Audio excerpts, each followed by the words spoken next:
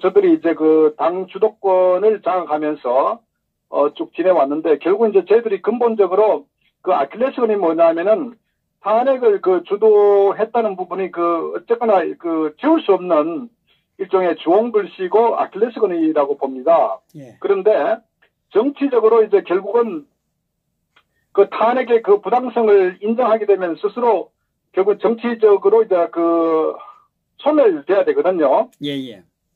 근데 결국 이제 저들이 정치적으로 권력을 유지하려면은 결국은 저들 스스로가 탄핵의 어떤 그 정당성 확보를 문재인과 마찬가지로 이 자한당 내 이 사이비 보수 이 탄핵 주도 세력들도 어쨌거나 정당성 확보를 해야 됩니다. 그렇다면은 그 자한당 내에서 결국 탄핵 찬성 세력들을 어떻게 하든지 결국 이제 그 단죄를 통해서 출당을 시키든 어쨌거나 이제 뭐 그 방법은 여러 가지가 있겠죠. 네. 그래서 이제 1차적으로 소위 이제 그 6.13 지방선거에서 폭망한 후에 상식적 같으면은 당연히 책임을 지고 그 이선 후퇴 내지는 상황에 따라서는 뭐 여러 가지 어떤 그 정치적 거취를 해야 됨에도 불구하고 네. 실제 이들이 이제 비대위를 만들면서 모양새를 외부에 책임지지 않고 외부의 인물을 영입해서 옛날에 그 자한당 소위 사이비 보수들이 항상 정치적 어려움이 있을 때마다 좌파 인물을 또는 중도 좌파 인물을 앞세워가지고 그 정면 돌파를 생각하지 않고 계속 눈치를 보면서 어떤 그 정치적 그 공학적으로 이 꼼수를 부리면서 항상 대체해 온 모습이거든요. 그러다 보니까 사실은 자한당 내 정통 보수파의 가치나 정체성을 가진 인물보다는 소위 말해서 잡탕 세력들로 이제 구성된 그러다 보니까 이제 소위 정통 보수가 없다 보니까 이 탄핵에 대한 부분도 결국은 이렇게 된 거예요. 그게 이제 소위 자한당의 본 모습이고 기존에 했던 사이비 이 사쿠라 보수들과 이제 그 완전히 혼재된 그게 이제 정당의 모습인데 이번에 김병준을 영입한 것도 결국은 이제 김병준 같은 경우도 아시다시피 그 어떤 인물인지 너무 잘 알지 않습니까? 사실 김병준이 노무현 때 어떤 그 정책실장 하면서 완전히 그 친노 핵심의 어떤 오른팔이나 마찬가지인데 결국은 정책을 담당한다는 거는 그 정권의 어떤 그 철학이나 이념 같은 게 녹아 들어가 있거든. 그 근본으로 그걸 기반으로 해서 정책을 이제 그 총괄하기 때문에 결국 이제 김병준이라는 인물은 친노의 어떤 그런 그 완전히 그 짙은 냄새가 나는 그런 인물인데 항상 이들이 이제 얘들이 탄핵을 시켜놓고 일단 그 국민들에게 자기들이 이제 스스로 이 탄핵에 대한 부분을 이제 좀 피하기 위해 가지고 이 김병준을 앉혔는데 사실은 이제 김병준 같은 인물도 좌파에서도 사실 굉장히 그 버림받은 사람이거든요. 김병준도. 예. 그러니까 김병준 같은 경우 옛날에 그 2016년도 한창 그 탄핵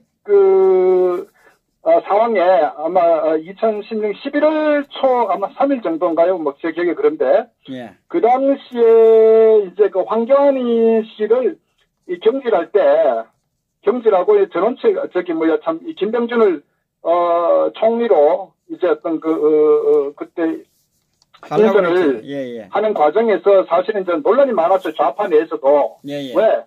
이런 그 당시 탄핵 상황에서 어쨌거나 박근혜 대통령을 타겟팅을 해가지고 그 정권을 완전히 숨통 끊으려고 했는데 결국 이제 김병준이가 수락을 했단 말이에요. 그러니까 좌파 입장에 봤을 때는 우파였던 그 부역하는 그런 것들 형태를 보였기 때문에 좌파 내에서도 김병준이 사실 좀 비판적으로 어떤 영혼이 없는 그런 어떤 인물로 또 이렇게 받았죠.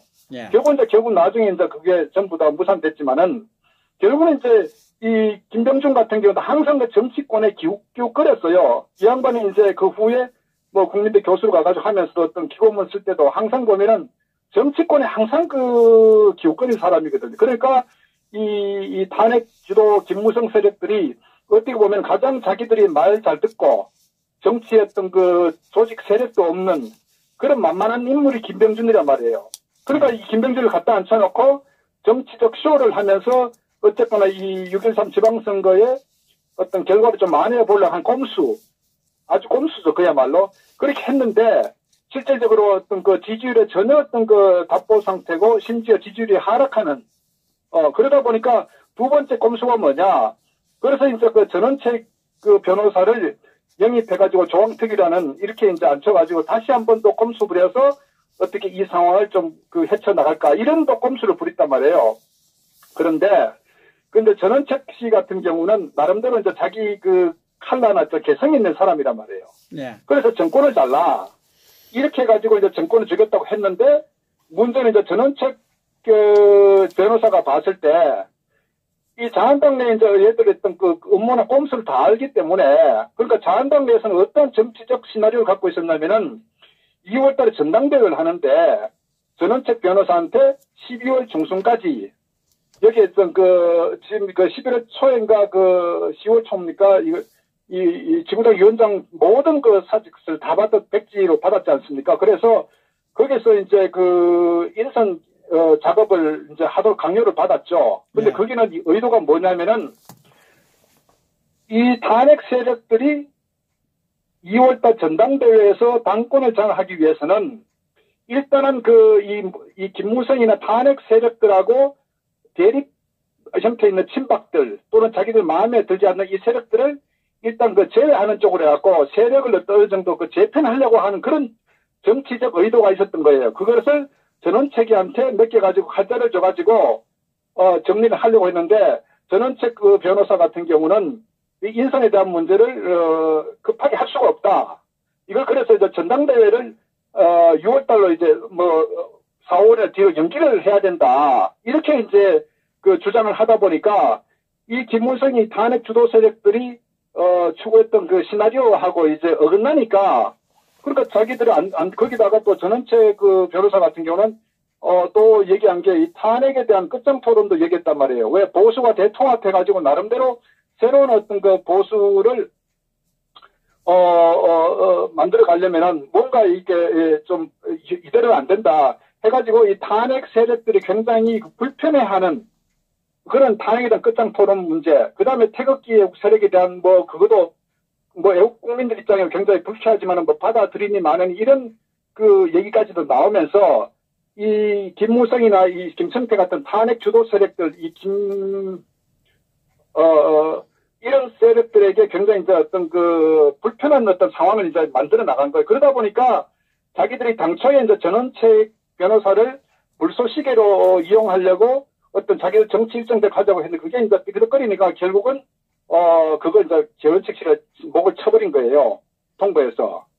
그러니까 이제 얘들이 뭐냐면은 어쨌거나 조광특위하고 전원책 변호사를 해촉시키고 자기들 입맛에 맞는 사람들 다시 집어넣어가지고 결국은 이제 당초에 어떤 2월달 전당대회를 하기 위해 자기들 세력 확장을 하기 하고 반대 세력을 치고자 하는 그런 시나리오들을 계속하고자 하는 이 음모가 그대로 이제 여기 녹아 들어가 있다. 이렇게 우리가 보거든요. 그래서 현재 이 자한당에 대한 것은 정말 답이 없다는 게 얘들은 결국은 자기들 스스로가 탄핵에 대한 어떤 부분에 대해서 아마 지금은 후회하는 세력도 있을 거예요. 그러나 이들이 정치인이기 때문에 권력을 지속적으로 유지를 해야 하기 때문에 자기 잘못을 인정할 수가 없는 거예요. 하지 않는 거예요. 이게 지금 사이비 보수의 정말 용기 있는 정치인, 정말 어떤 제대로 된 정치인이 없다는 게 현재 이 상황을 보면 그대로 지금 답이 나오죠.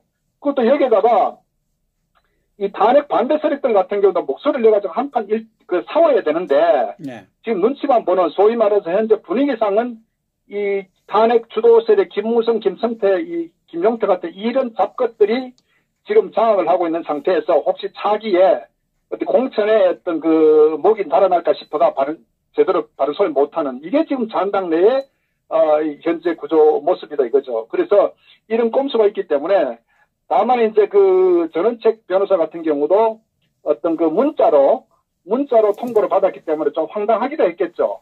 물론 예상할 수도 있겠고. 그래서 어떤 앞으로 전원책 변호사가 어떠한 반발을 할지 또는 내부에 또 폭로 이런 등등 얘기 나오는데 일단 어쨌거나 우리가 분명히 인식해야 될 거는 자한당 내에 지금 어떤 이 탄핵 주도 세력들이 좀 몸부림을 치고 있다. 자기 정치 권력을 유지하기 위해서. 사실은 이들이 승부수를 거는 것이 2월달 전당대회를 강행시켜가지고 일단은 많은 다수 세력을 확보하는 아마 향후에 어떤 뒤에는 아마 공천권에 대한 어떤 그런 보장이나 이런 식으로 아마 상당히 물밑에서는 상당히 작업할 것이다. 이렇게 봅니다. 결국은 그래서 그런 부분에 대해서 얼마나 용기 있는 정말 제대로 된, 이 세력들이 나올지 한번 좀 지켜볼 일이다. 저는 그렇게 보고요. 어쨌거나 이 전원책 변호사 해촉은 어떤 자기들이 이 탄핵 세력들이 가고자 하는 어떤 그런 그 시나리오에 어느 정도 브레이크를 걸리는 상황 때문에 전원책을 목을 날려버렸다. 이렇게 해석하면 될 것 같습니다. 결국은 그 탄핵을 반대했던 세력들을 입막음하려고 전원책을 해촉을 했네요. 결국. 그러니까 입막음이라는 것보다는 큰 어떤 그 전당대회 당권 장악을 하고 예. 더 나아가서는 그 탄핵에 대한 정당성 부여를 하기 위해서 반대했던 세력들, 자기들 눈에 가시 같은 존재들을 전부 다 정리를 하는, 그렇게 하기 위해서는 당권 장악을 해야 되거든요. 그 당권 장악하기 위해서는 그래서 지난번에 전 지구당 그 당협위원장들한테 전부 다 이게 사직서를 다 받은 것도 일단 그 상태에서 이제 어느 정도 세력 재편을 시켜가지고 자기 세력을 확보해서 2월달 전당대회 당권 장악하고 그게 이제 얘를 목적이었단 말이에요. 근데 거기에 대해서 전원책 변호사가 급하게 안 된다. 그러면서 어떤 태극기 애국 국민들 세력들도 우리가 받아들여야 된다. 이렇게 이제 흘러가니까 얘들이 이제 굉장히 당혹스러운 거죠. 그러니까 이걸 빨리 목을 쳐버린 거예요. 그러니까 또 최근에 사실 관련해가지고 또 하나 흐름은 뭐냐면은 아마 그 윤상현이 같은 경우도 이 양반도 완전히 그 기회주의, 정말 기회주의죠. 아마 그 나경원이도 아마 뭐 그런 얘기 하는 것 같아요. 보니까 이 박 대통령을 위하는 척 하면서 그 탄핵에 대한 그 부분은 언급하지 않고 어떤 그 박 대통령이 그 한평생 이 감옥에 있을 정도로 죄졌냐 이런 식의 이제 좀 동정 비슷하게 소위 말해서 이런 이제 언급을 하는데 이런 발언을 왜 했냐면요.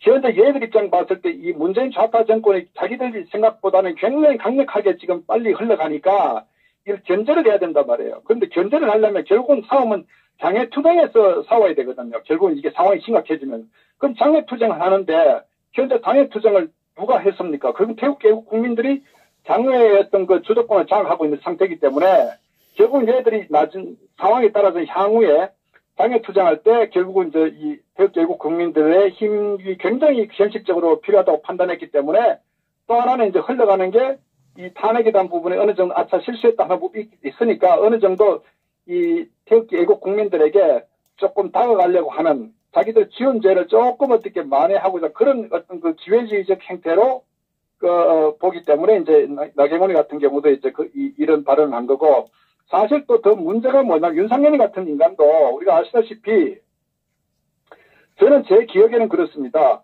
박 대통령 그 국회 연설 이후에 국회에서 나올 때 이 정진석이 그 당시에 국회 사무총장이 아마 그랬을 거예요. 정진석이하고 막 가는데 이 윤상현이가 서로 얼굴 빛을 나고 박 대통령 눈도장 찍으려고 했던 그 모습이 아마 선할 겁니다. 결국은 이렇게 뭐 누님 하면서 이렇게 해놓고 지금 뭐냐. 박근혜 정치는 끝났다. 그렇게 얘기한단 말이에요. 그러니까 이 인간 자체는 그야말로 기회주의의 전형이다. 그렇게 보는 겁니다.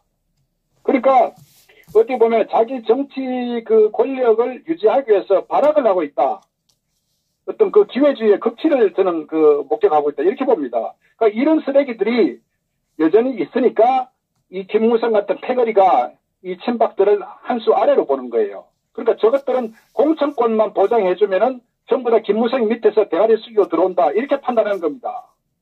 그러니까 용기 있는 자가 없기 때문에 바로 김무성이가 이 탄핵 찬성 세력들이 마치 문재인이가 대한민국을 좌지우지하듯이 이 탄핵 자한당 내에서도 이 탄핵 주도 세력들 몇 명이 전체를 흔들고 있는 바로 그 이유가 이런 기회주의 세력들의 속성을 김무성이 알기 때문에 이렇게 마음대로 하고 있는 거예요. 그러니 이게 이런 양아치 같은 정치꾼들이 그게 정말 썩은 냄새가 진동할 정도니까 무슨 거기에 비전이 있고 희망이 있겠습니까?